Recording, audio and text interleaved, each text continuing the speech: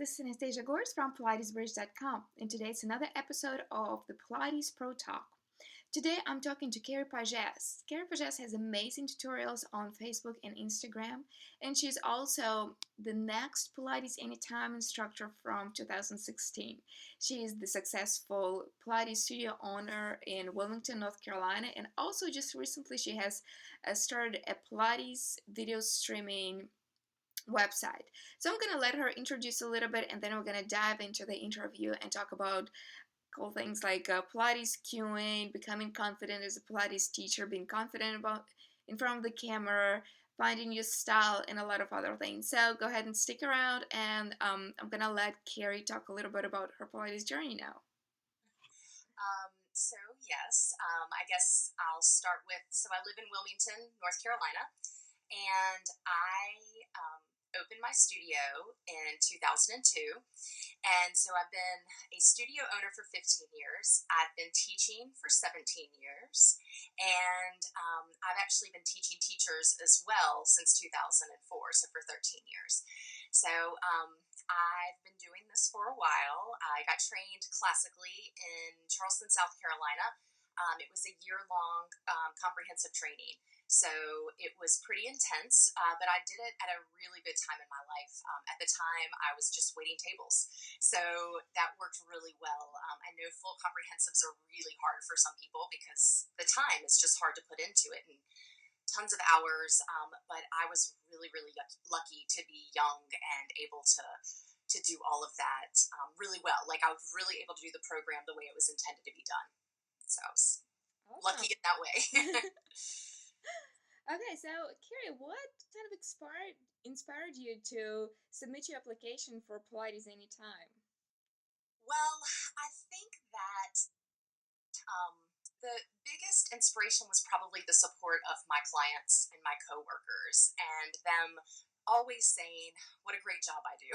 And you never. I'm the type of person that always thinks I can do better, and so on top of the fact of just having support of people who take my classes on a regular basis, encouraging me to do it. I'm just a big fan of the site. I love it.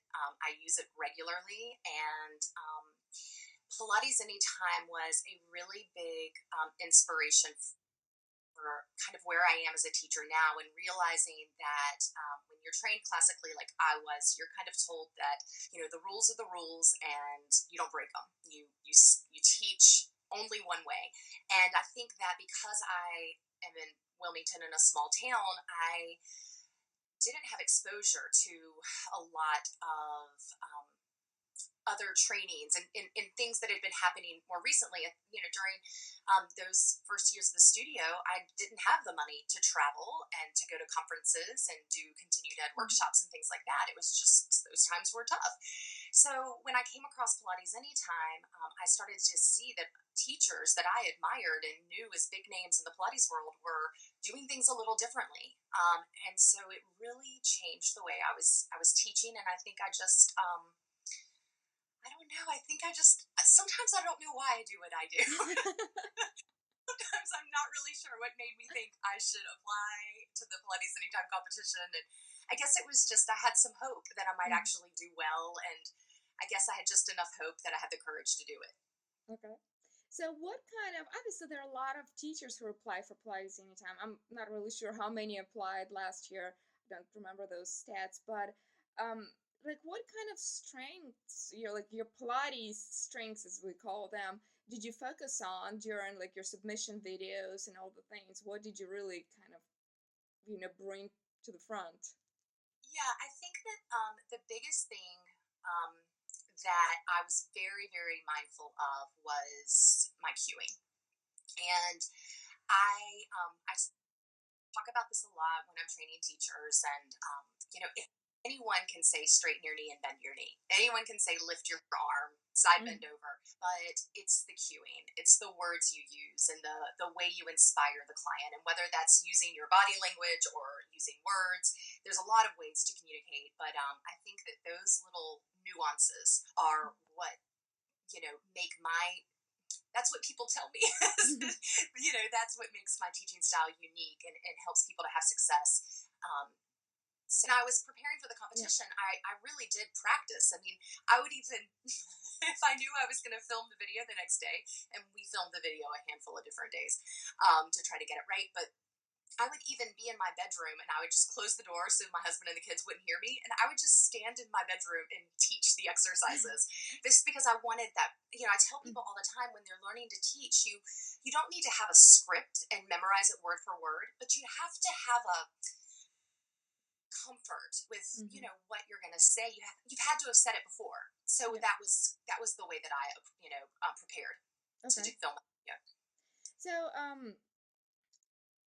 when you were becoming like again developing your professional, your Pilates style, the style of your teaching, obviously you mentioned that you got your comprehensive classical training, but and then you started kind of experimenting. So what were like how did that transition go? Was it something difficult? And I remember, and I'm gonna link to that. You wrote, I think, a blog post a while back about your The whole like Pilates class. police. Yeah, yeah, about that whole like classical Yeah. contemporary kind of thing, and I think a lot of people feel the same. So how did you kind of bring it all together, tie it all into your style of teaching? Well, I think that the biggest thing for me when I started to play with the idea of teaching outside of the Pilates box that I was taught to teach in, the biggest thing was giving myself permission to do it. I had to just say to myself, Joseph Pilates is not going to strike me down from the heavens above. If I mean, I think that's so ridiculous, but I genuinely think that I felt this like, commitment to, you know, doing it only the way I was taught. And so I had to just finally say to myself, it's okay to change it up so that ultimately the client's getting the most Mhm. success that they can get. I mean, that's what it's about is them walking out the door feeling empowered and strong and successful. So really just kind of giving myself the permission to modify as needed and then hopefully take, any modification we did, try to bring it back to the original concept of the exercise, Hmm. but so I think that's the Okay, that's so the were there any of the contemporary teachers that really kind of influenced your kind of new so vision? yeah, I think that funny enough, this is where like the whole Instagram thing comes in. And honestly, that was kind of like step two after the Pilates Anytime exposure. Hmm. Like once I started watching that, I was like, ooh, things are being done differently. And then I have like a huge aversion to social media. So this whole thing that I'm doing now on Instagram and Facebook is so far from what I ever would have thought I would be doing. But one of my friends was just kept saying, go on Instagram. There's so much Pilates on Instagram. So finally I did, and I just couldn't believe what people were doing, and that's where the real inspiration for wow, we can go somewhere different with this, and it's okay, and other people are doing it. So that was really where I started kind of going a little deeper into it. Okay. So winning Pilates anytime, how, I mean, obviously it was like a huge thing that happened to you. I mean, it's not like you just wake up one day and like all of a No. sudden you're a Pilates anytime instructor. But um, how did it change? And if it did, how did it change like your professional Pilates view? Maybe some of your goals, some of the things that you're working on right now. Well, I think when I won the competition, I still like hearing you say all of that like gives me chills. It still blows my mind that this is has happened to me. But I think that when I went out there and filmed the lessons for the site, I finished that first lesson and I just was like, I have to do this more. It was this. I mean, I was so hungry for it. I didn't even know it was something that I wanted to do so badly, Hmm. and I've been doing the 1 minute long Instagram posts and things like that. So um, I just came home and I thought, but I can take that to the next level. And then I don't know, I actually had a client who said to me, within my studio, I have a small space that's a yoga studio that I lease out to a yoga instructor. And so I had said to her, what do you think of, she does online studio work as well. And so we kind of came up with this idea, like, let's make this space really workable for an online studio. And So I just, I don't know. Again, it kind of falls on that thing of I'm not really sure why I do it. I do. I just sometimes just go for it. And so it's kind of on that list of things that I just went for. Okay.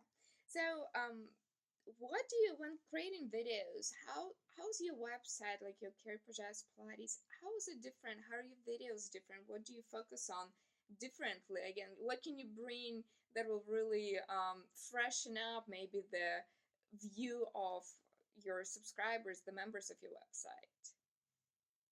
The biggest thing I focus on and the thing that I enjoy the most is inspiring cueing, and giving people different ways to say things, especially if you've been teaching for a long time. You just kind of get into a teaching rut. You just start to say the same things and you start to kind of go crazy and you get bored. And you're just, sometimes you might even have the thought of, why do I do this every day? I mean, I've just been there. I thought I was going to sell my studio 6 years ago because I thought I was done. And then here is what's going on now in my world. So it's kind of funny. But one of the things I get the most excited about on the website and my favorite things to film are my tutorials. So, for example, I'll take pulling straps. Okay. For me, that's one of the exercises that I just do not like teaching because it's so hard to get people to do it correctly. So I just love, like, I break it down. I use clients, actual clients, Hmm. not other teachers. So I'm using bodies that they're still not going to look maybe perfect when they're doing it, but it's an example of exactly what we're dealing with day to day. Hmm. So I get done filming those, and the client's excited. My clients are like, "Oh, that was so cool! You've never said it that way before," because we've never taken 20 minutes to break down pulling straps. But I'm doing that for my viewers, but the clients learn so much from it. So that's my favorite part. Cool. So obviously, cueing is your strong point, your like Pilates superpower, I guess we can call it, right? That sounds so cool. I like that. I know, right? So, is there any particular way that you just kind of come up or just kind of create a system of the cues that are easier for the clients to, um, feel in their body to really process? Yeah, the number one answer to that is personal practice. You have to keep doing Pilates. You can, and I think it's the biggest challenge. I mean, one of the things that I have focused on the website also are just 10 and 20-minute workouts that are on the site because we don't all have an hour. And I think because we were all taught you do a 55-minute session or whatever, an hour, that if we don't have that kind of time, then you just don't even work out, Yeah, well, why even bother, right? Yeah, why bother? But I do not have time to get a full hour workout in 2 or 3 times a week. But I will absolutely find 5, 10, 15 minutes sometimes, and I'll just do footwork. And I'll just say, okay, how can I make this different? And I play with lightening the springs or heavy in the springs. I mean, the only way you're going to refine your cueing, though, is by doing the method. You have to do the work. Okay. So, obviously you started filming your videos, and it can be it's one thing teaching your clients, actually the people in front of you, and just kind of you get comfortable with it, and then that's a completely different thing taking it to the camera and Yeah. just standing up there and talking to this little thing and just feeling comfortable, and then you're looking at yourself and they say, oh no, do I really sound like that? Uh-oh. Hold on, I Sounds like, lost you. yep, Sorry, Anastasia. that's okay, I'll cut it out. Gosh. Oh, okay. Okay. Sorry about that. No problem. Okay, okay. So it's one thing teaching your clients at the studio, but it's a completely different thing taking it to the camera where you might feel a little bit more self-conscious. You're just not sure what to do with yourself, where to put your feet, your leg, your hands, how to look, and all that. Like it can be intimidating. So, what are some of your tips for being comfortable in front of a camera? Well, the first thing I want to say to that is I'm not super comfortable in front of the camera. I mean, I just don't want people to think that it's super easy for me. The first at least 5 to 10 minutes that I'm filming a session, for the website, in my mind is going, who do you think you are? you don't know what you're talking about. Nobody's going to want to hear what you're saying. So I have those same things going on in my head that I think everybody has. At least that's what they share with me. Is I mean, I've had so many emails saying, "How can you help me with doing this? I feel so uncomfortable." I also think that after you get past the thinking that why are you doing it, I would say that just doing it. I mean, you just have to do it over and over. And I will say that the really neat thing for me was doing those 1 minute Instagram posts. That was kind of like a little trial run into Mm-hmm. it. Um, but you have to kind of let go of perfection. I think as Pilates instructors, typically we're perfectionistic. And I would say that, I'll finish filming something and I'll look at it and I'm like, oh, my belly's not pulled tight enough, or, my head was forward. And you just have to get comfortable with it not being perfect because you can make yourself crazy trying to film, Mm-hmm. long backstretch 60 times to make it perfect. So anyways, that's something I would warn people of is just to try not to be perfectionistic. And Mm-hmm. And at the same time, I think it's important for people not to judge others, right? As far as being oh my perfectionistic. God. Well, that's, I think, where, the Instagram thing for me, that was part of the perfectionism is, Mm-hmm. and then I finally just said, this is getting, I'm Mm-hmm. getting a little too obsessed with these things being perfect. But that was exactly what was in my mind was, well, another instructor is going to look at this and think, well, why is her head forward? She doesn't know what she's doing. Mm-hmm. Those people are out there, Yeah. but usually it's different feedback than that. Usually it's like the really grumpy people I know. that It's you try to avoid. try to But ignore, anyway, right? that's a whole nother situation. But yeah, I agree with you. Ultimately, it's you're worried what other instructors are going to think. Mm-hmm. Yeah, because the clients, they're not gonna care. They're just gonna Yeah, look at it and say, "Wow, that's cool." But yeah. exactly. So, what is, in your opinion, what is the most rewarding part of being a Pilates teacher to you? I mean, I've had today. It's kind of cool that you're asking that question because today just reinforced my answer, which is just those aha moments that clients have, and you teach them something they've been doing for sometimes 6 years, and you just say the right thing or it's the right day for them, Mm-hmm. and they just you see their face light up, and they're just like, I get it. And I live for those moments. I mean, I just live for them. And I think that's where my cueing enthusiasm comes from is I just want to get them there sooner than it took me to get there. So, some we've all had that experience. It's like you've been doing rolling like a ball for 10 years and then you do it one day and you think, "Oh, that's what it's supposed to feel like." And so I try to get my clients there in 2 years Mm-hmm. instead of 10. So, yeah. So, can you share, like, with the teachers who are watching this interview right now, what what are your tips, or maybe one piece of advice to be a confident Pilates teacher? To be confident in your teaching, whether it is in front of the students or whether it is in front of the camera, whether it is Yeah. on Instagram or Facebook or wherever it is, how to find that confidence? That's such a hard question. I think it's just getting Pilates in your body. I mean, it's kind of coming back to the personal practice piece. And, you know, I don't believe that you have to be able to do advanced exercises to be able to teach them, but you need to know um, what it feels like in your body to be able to explain it to your client. And, like, let's use snake as an example. Just getting into the start position for snake, that's enough snake for me. You don't have to do the whole thing. So I don't know. I just think you just have to have the method in your body. You have to keep that personal practice going. And I think that's where the confidence for me comes from is just feeling like, I'm always learning and always getting stronger. Mhm. Okay. Well, thank you so much, Carrie, for taking the time to talk to us and share. And I wanted to share with our viewers right now that Carrie has a special surprise for us. Underneath this interview, you can find another short clip.